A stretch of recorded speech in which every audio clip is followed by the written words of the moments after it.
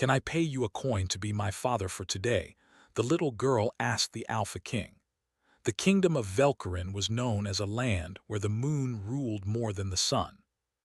At night, silver light fell on broken stone roads, old market stalls, and silent castles standing like sleeping giants. People in Velkarin lived carefully. They spoke in low voices. They closed their doors before midnight because the night was not always safe. Velkarin was ruled by the Alpha King. The Alpha King was feared by enemies, loved by no one, and understood by even fewer people. His real name was lost in old war stories. People only called him Alpha King because he was born with wolf blood magic. His eyes glowed faint gold when he felt anger or power. His strength was said to be greater than 10 soldiers combined. He could control wolf spirits, dark wind magic, and ancient battle curses. But power did not give him peace. His castle stood on the highest hill of the kingdom. The castle walls were black stone mixed with old silver metal chains. Those chains were not decorations. They were reminders of old wars between humans, wolves, witches, and forgotten dark spirits. Inside the castle, the Alpha King lived alone. He sat on a throne made from ancient bones of giant beasts that once ruled the old world. His crown was heavy, not just because of its gold and black gems, but because of the curse inside it. The curse gave him immortality. But immortality was not a gift for him. It was punishment for kings who chose power over love in past generations of his bloodline. That night, the moon was red and large in the sky. It was the Blood Moon Festival, a night when families gathered, ate sweet food, and told stories about ancestors. But the Alpha King never joined festivals.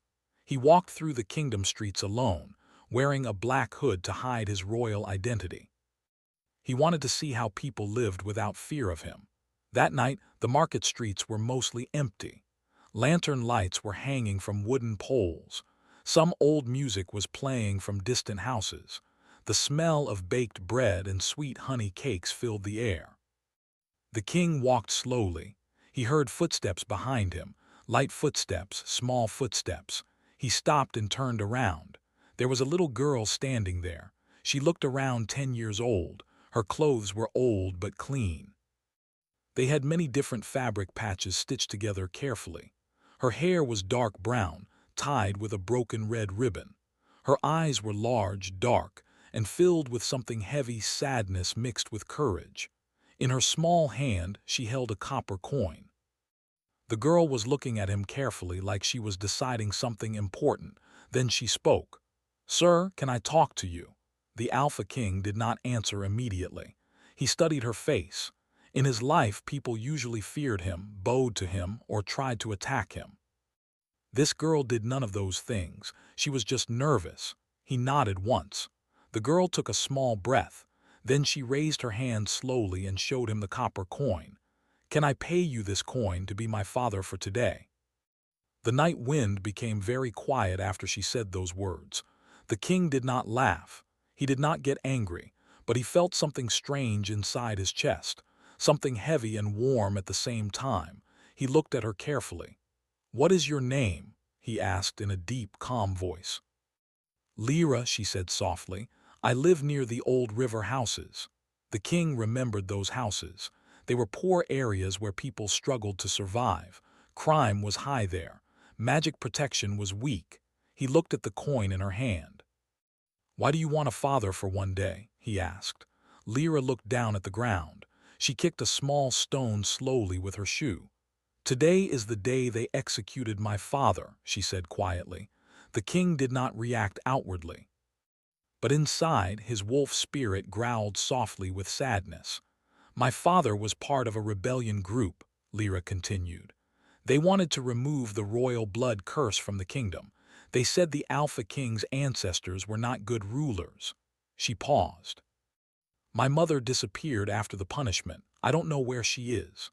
The wind moved through the market streets, making lantern lights sway like slow-breathing hearts. "I don't have anyone today," Lyra said. "So I thought, maybe I can rent a father for one day." The words were simple, but they hurt deeply. The Alpha King had spent centuries building fear around him. He ruled with power, not kindness. He had never allowed himself to become emotionally close to people, because the curse of immortality meant he would watch them grow old and die. But this girl was not asking for protection from enemies. She was asking for emotional safety. The king slowly knelt down so he was at her height. He did something he had not done in hundreds of years. He accepted the coin from her hand. "I will be your father for tonight," he said quietly. Lyra's face immediately lit with happiness and disbelief at the same time. "Really?" "Yes," the king said, "but only for tonight." They walked through the festival together.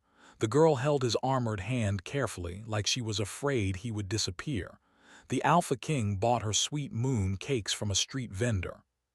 He watched her eat carefully, like she was worried about wasting food. "You don't have to eat like that," he told her. She smiled shyly. "I have to be careful. Food is expensive." The king felt anger toward the world, not at the girl but at the kingdom's inequality. They walked near music performers playing soft festival songs. Fireflies flew around old trees like glowing stars fallen from the sky. Lyra started talking more as she became comfortable. She told him about her dreams. "I want to become strong magic user," she said, "so I can protect people who are weak." The Alpha King listened silently. No one had ever talked to him about dreams before, only about wars, taxes, and fear. Time passed quickly. Soon, midnight approached. The festival lights became darker. Shadows became longer. The air became colder. That was when the king noticed something wrong. At first he smelled magic, old magic, dangerous magic. Then he saw silver markings slowly appearing on Lyra's skin. They looked like glowing symbols under her sleeves and near her neck. Lyra noticed them too. She looked scared. "What is happening to me?" she whispered. The king's wolf spirit inside him suddenly became alert. Protective instincts filled his mind like burning fire. He could feel something watching them from far away in the dark streets, something ancient, something hungry. Lyra suddenly felt dizzy. She grabbed the king's arm tightly. "Father, I feel tired." Then she collapsed slowly into his arms. The Alpha King held her carefully. The silver markings on her skin glowed brighter under moonlight. In the dark distance of the kingdom streets, a cold voice echoed through wind magic. "Finally, the witch blood has awakened." The Alpha King's eyes turned golden with dangerous anger, because he realized something terrible. The girl he had agreed to protect for one night might not just be a lonely child. She might be connected to an ancient curse that once destroyed entire witch clans and started the wars that built his kingdom's power. He held Lyra tighter, like a father protecting a daughter he had just found, and somewhere in the dark sky something began flying toward the kingdom. Watching, waiting, hungry for power, the night after the Blood Moon Festival did not feel peaceful in Velkarin. The wind moved through the kingdom like it was carrying secrets. In the royal castle, the Alpha King was standing in the healing chamber. The room was lit with soft blue magic lights floating in the air like small glowing stars. Royal healers were standing around a bed made of dark velvet cloth. On that bed lay the little girl Lyra. She was sleeping, but her sleep was not peaceful. The silver magical markings on her skin were still glowing softly like slow breathing light. Sometimes the glow became brighter. Sometimes it became weaker, like it was fighting something inside her body. The royal healers were nervous. One of them spoke quietly. "My king, this is not a normal curse." The Alpha King did not answer immediately. He was standing near the bed, watching Lyra sleep. He had removed his royal armor. Now he was wearing simple black royal clothes, like a warrior who was trying to look less powerful. "What is it then?" he asked. The healer lowered his head. "This is ancient witch magic," he said. "Very old magic, the kind that existed before wolf kingdoms ruled this land." The king's wolf spirit inside him growled softly. "Explain." The healer continued carefully. This child carries the blood memory of the last witch queen. The room became very quiet after those words. The Witch Queen was not just a title, she was a legend. Long ago, witches and wolf kings ruled different territories, but wars began when wolf kings tried to control magic lands. The Witch Queen was the strongest witch in history. She fought against wolf armies for freedom. The stories said she was not evil, she was just angry, angry at wars, angry at power hunger, angry at kings who destroyed magical villages. The healer spoke again. If the Witch Queen's spirit inside this child fully awakens, she may become very powerful. The king asked one question. Will it kill her? The healer was silent for a long time. Then he said softly, We do not know. Lyra woke up later in the afternoon. She felt confused. The castle ceiling was high and decorated with dark silver patterns. She had never slept in such a beautiful place before. When she turned her head, she saw the Alpha King sitting beside her bed. He was reading Old Kingdom documents. You are awake, he said calmly. Father, Lyra said softly. The king felt something warm inside his chest again. That word father felt strange but comforting. Yes, he said. How do you feel? Lyra sat slowly. I feel like something is inside me, she said. Like another voice is sleeping inside my head. The king closed the book. Then he made a decision. He would not hide the truth from her. He explained everything.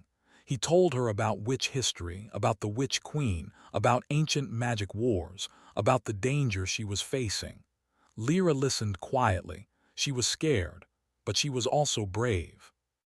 Does that mean I am dangerous? She asked softly. The king shook his head slowly. You are not dangerous, he said. Power is not good or bad. What matters is how you choose to use it. Lyra looked down at her hands. I don't want to hurt people, she said. The king placed his hand gently on her head. Then we will teach you control. Training began that same week. The royal castle gardens were turned into a training area. The gardens were full of white moonflowers that only bloomed at night. Their petals glowed softly under moonlight. The Alpha King personally trained Lyra. He did not train her like a soldier. He trained her like a father teaching a child. He first taught her breathing control. Magic listens to emotions, he said.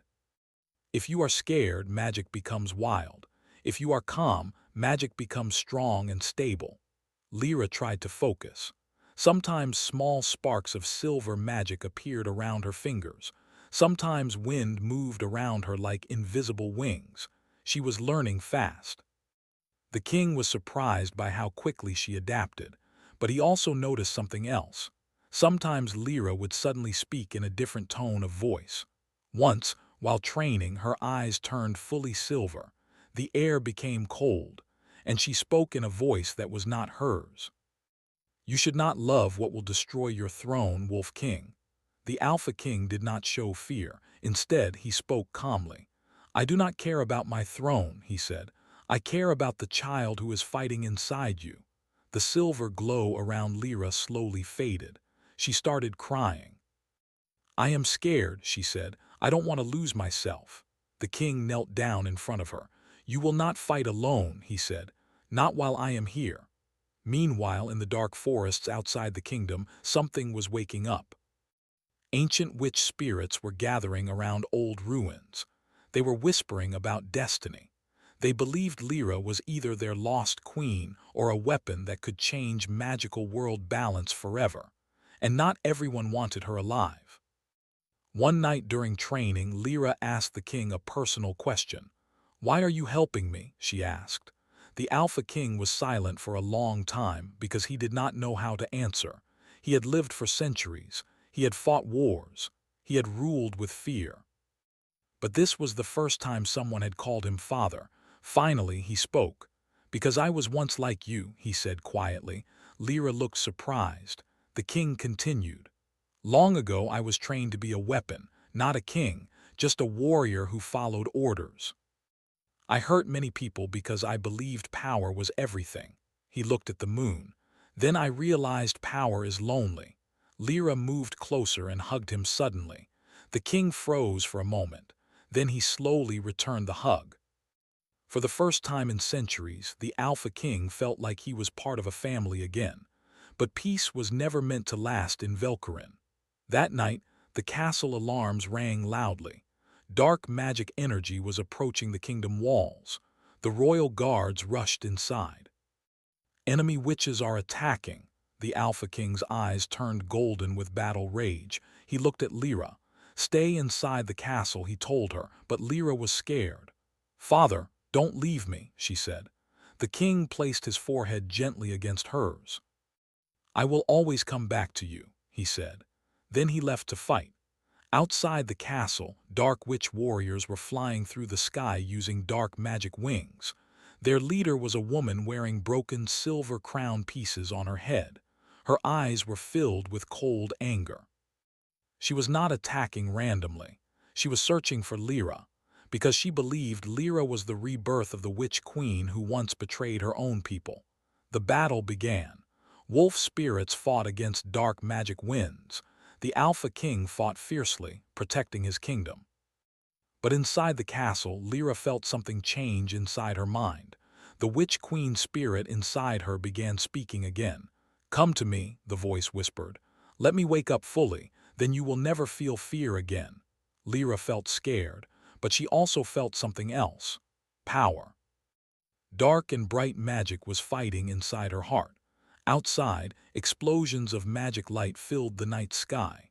The castle walls shook, and in the darkness of war chaos, the witch warriors were getting closer to the castle tower where Lyra was hiding, because they wanted her power.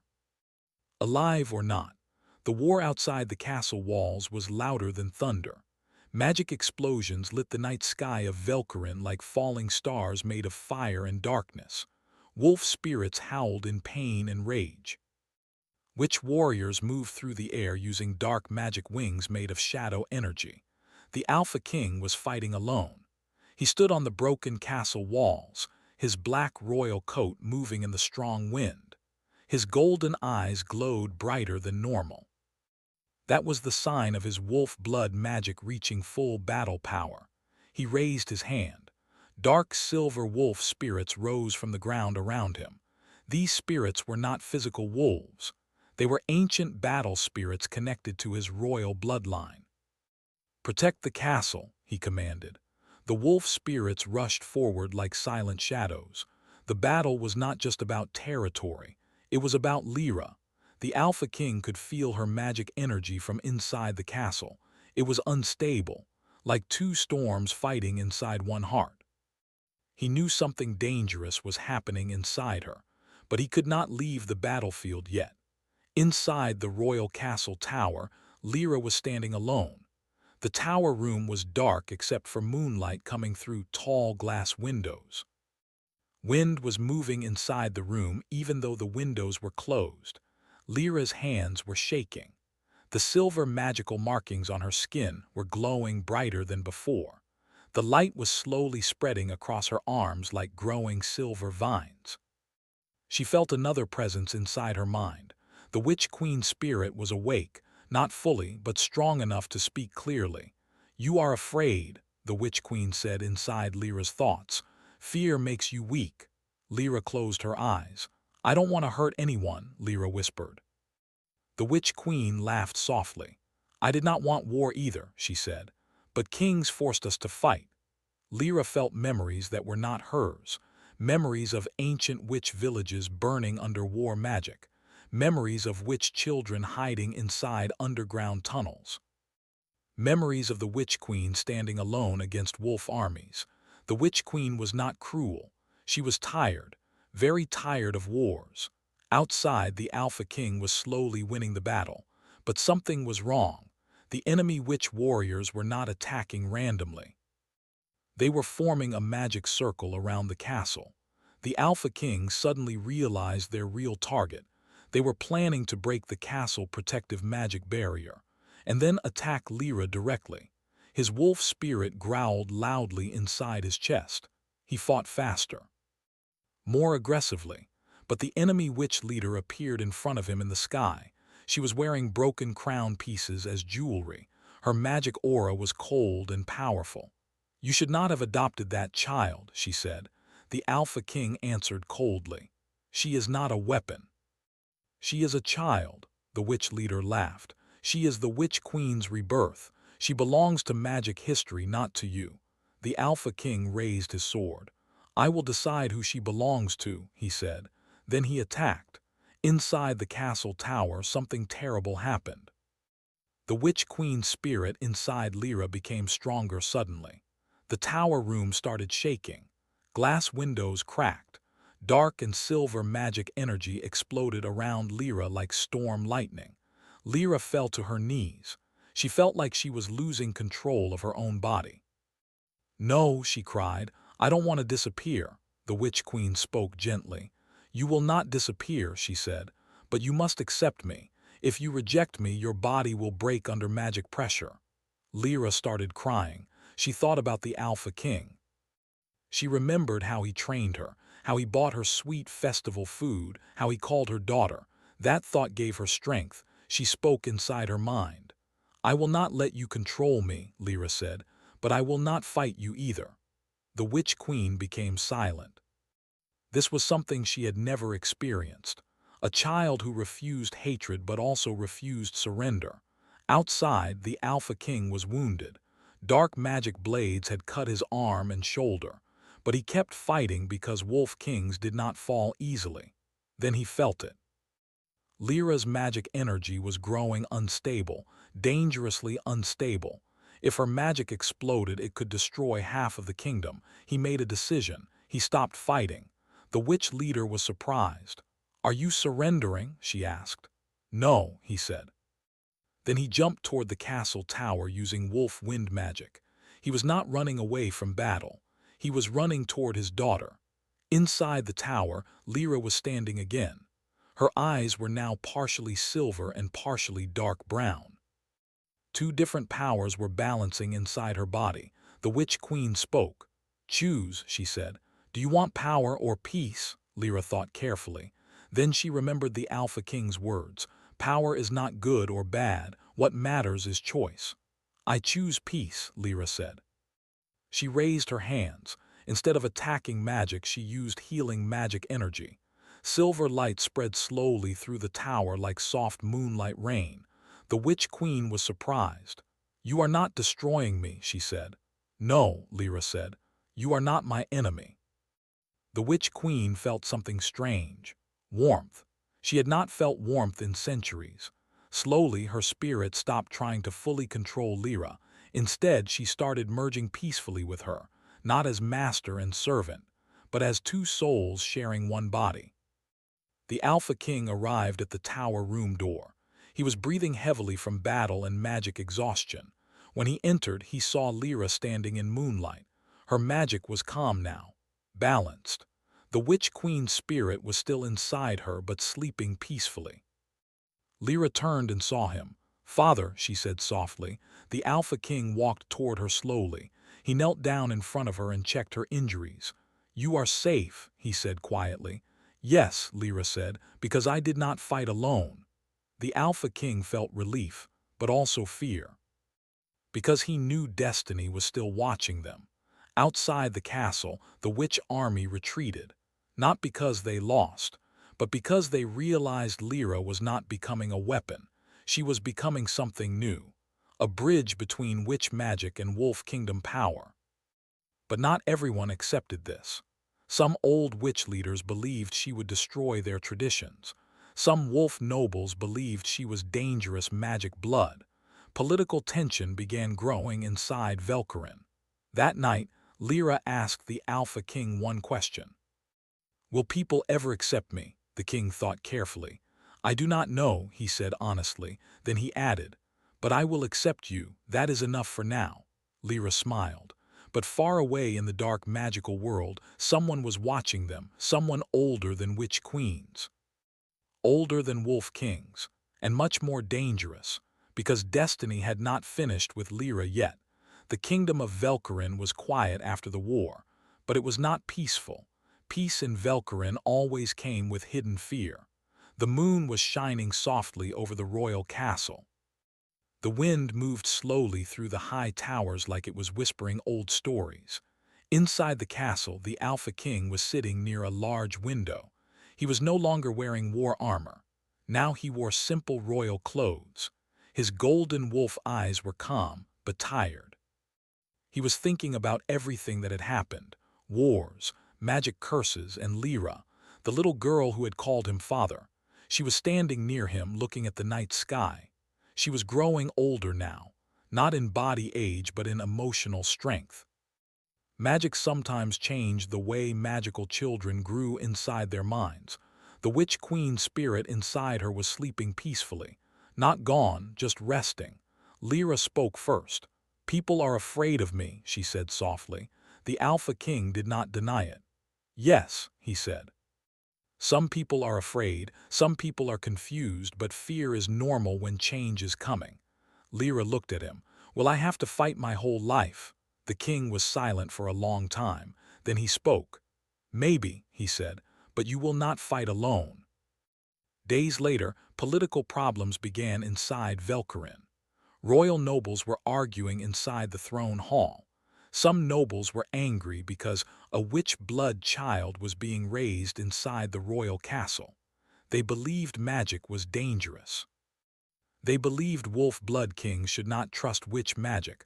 One noble spoke loudly. "My king, this child will bring another war." The Alpha King stood up slowly from his throne. His presence alone made the hall quiet. He spoke in a deep voice. "If this child brings war," he said, "it will not be because of her magic, it will be because of fear." The nobles became quiet, because the Alpha King was not just a warrior king. He was a legend of survival. Meanwhile, Lyra was training in the castle gardens. The moon flowers were blooming again. Their glowing petals made soft silver light on the ground. She was learning how to balance her magic with her emotions. The Witch Queen spirit inside her sometimes spoke. "You are becoming stronger," the Witch Queen said inside her thoughts. "Is that good?" Lyra asked mentally. "Yes," the Witch Queen said, "because strength without hatred is rare." Lyra smiled slightly. She was no longer afraid of the Witch Queen spirit. They were slowly becoming like companions inside one body, not enemies, not masters. Just two souls sharing memories, but peace was fragile. One night, the royal castle protective magic barrier suddenly broke. Alarms rang loudly. Dark energy was approaching the kingdom. The Alpha King rushed outside to the castle balcony. In the sky, he saw something terrifying. An ancient magical creature was flying toward the kingdom. It was not a witch, not a wolf spirit. It was something older, something forgotten by history. Its body was made of dark star energy. Its eyes were like burning red suns. The creature spoke inside people's minds. "Give me the child of witch and wolf blood," it said, "or I will destroy your kingdom." Lyra was standing behind the king. She felt scared. "What is that?" she whispered. The Witch Queen spirit inside her suddenly became very alert. "I know that presence," the Witch Queen said. "It is older than witch history." The Alpha King turned toward Lyra. He spoke one simple sentence: "Stay behind me." Then he jumped into the sky to fight the creature. The battle was terrifying. The Alpha King fought using wolf wind magic and ancient royal battle spells. But the creature was stronger than any enemy he had fought before. It spoke while attacking. "Your kingdom is built on old magic sacrifices," the creature said. "Your bloodline stole magic balance from this world." The Alpha King did not answer. He kept fighting. Because he was not fighting for history, he was fighting for family. Inside the castle, Lyra felt magic pressure growing inside her body. The Witch Queen spirit spoke. "You must decide," she said. "If you want, we can awaken fully. We can become powerful enough to defeat that creature." "But I don't want to lose myself," Lyra said. "You will not lose yourself," the Witch Queen said. "You will become stronger versions of yourself." Lyra thought about the Alpha King. She thought about how he protected her. She made her choice. She walked to the castle balcony. Then she jumped into the sky using magic wind energy. The Alpha King was shocked. "Lyra, go back," he shouted. but Lyra kept flying toward him. "I am not a child who hides anymore," she shouted. Her magic exploded softly around her like silver moon fire. The Witch Queen spirit spoke through her voice, but gently. "We will protect this kingdom together," she said. Lyra and the Alpha King stood side by side in the sky, father and daughter. Warrior King and Witch Queen child. They attacked together. The Alpha King used wolf battle magic. Lyra used healing and balance magic. Their combined power created a bright silver light explosion that pushed the ancient creature back. The creature screamed in pain. Then it spoke one final warning. "This world will always fear what is different," it said before disappearing into dark sky energy. After the battle, Lyra was tired. She was floating slowly back to the castle balcony. The Alpha King caught her gently. "You should not fight alone," he said. "I know," she said, "but I wanted to protect you too." The king felt emotional. He had lived for centuries, but this was the first time someone tried to protect him. Months passed. Velkarin slowly changed. Witches and wolves started living together peacefully in some areas of the kingdom. Not everywhere, but it was a start. Lyra became known as the Bridge Queen, a future protector of magic balance. The Alpha King started aging slowly because he had broken parts of his immortality curse during battles. He did not mind, because he wanted to live as a normal father figure, not an immortal war king. One evening, Lyra visited him in the royal garden. He was older now. His hair had small silver strands, but his golden wolf eyes were still strong. Lyra placed a copper coin in his hand, the same coin she had given him on the night they met. "Why are you giving this back?" he asked. "Because I don't need to rent a father anymore," she said softly. The king smiled. "I am glad," he said. Lyra hugged him tightly, not as a child who was afraid, but as a daughter who was grateful. The final scene of the story shows the kingdom of Velkarin under moonlight. Wolf spirits and witch magic lights were flying peacefully in the sky. The Alpha King sat on his throne, not as a ruler of fear, but as a protector of change. And Lyra stood beside him, not as a weapon, but as hope. Because sometimes the strongest magic is not power, it is love that survives war, destiny, and time.